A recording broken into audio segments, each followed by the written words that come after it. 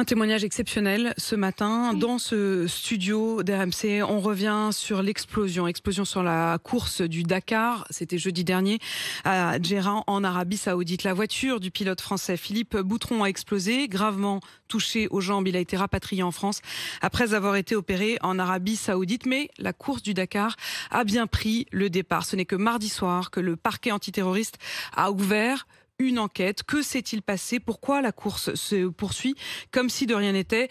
Témoignage exceptionnel dans ce studio avec vous, Benoît Boutron. Bonjour. Bonjour. Vous êtes journaliste RMC Sport. On vous connaît bien dans la famille RMC. Vous êtes le fils de Philippe Boutron qui a donc été gravement blessé lors de cette explosion.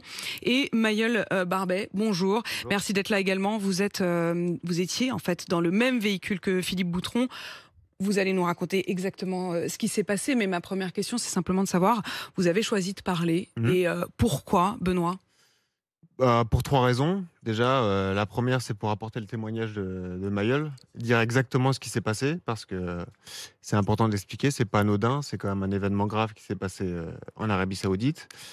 La deuxième raison, c'est couper court aux différentes rumeurs fausses qui circulent un petit peu partout sur les réseaux sociaux et sur différents médias. Et puis la troisième raison, c'est que les choses avancent, en fait. Voilà, la crainte qu'on a, c'est que les choses n'avancent pas assez vite.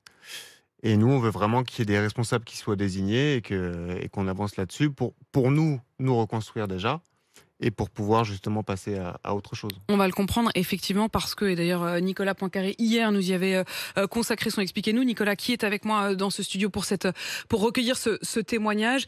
L'une des raisons aussi pour lesquelles votre témoignage est particulièrement attendu, c'est qu'il y a eu des zones d'ombre, non seulement sur ce qui s'est passé, mais aussi sur la manière dont on avait sans doute voulu que cet événement soit caché, ou en tout cas que tout ne soit pas dit. On va commencer par simplement prendre des nouvelles de votre père. Il va comment?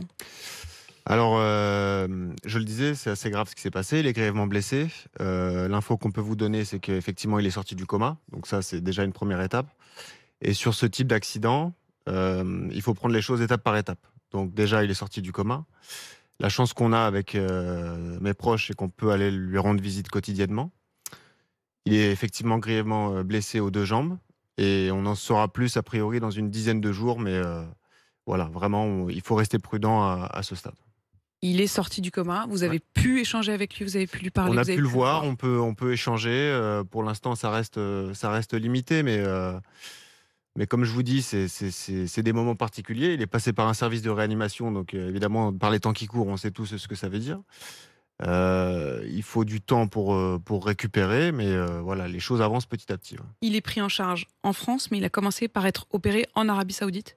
Ouais, en fait, Mayol vous le dira mieux que moi, mais donc il y a eu effectivement l'urgence après l'accident, ou plutôt l'explosion, une fois qu'il est allé sur un hôpital à Jeddah, et puis enfin, il a été placé dans un hôpital militaire avant d'être rapatrié en France. Donc ça s'est là aussi fait étape par étape, mais il a très bien été pris en charge. D'ailleurs, juste spécifier que l'équipe médicale d'Amaury Sport Organisation a été exceptionnelle, notamment le docteur Thierry Caps qui l'a accompagné tout au long de cette période, et qui a d'ailleurs accompagné Mayol également et les autres personnes qui étaient présentes dans la voiture, et qui a fait un très bon travail, qui fait aussi que mon père soit dans un bon état et que ça soit... Mayol.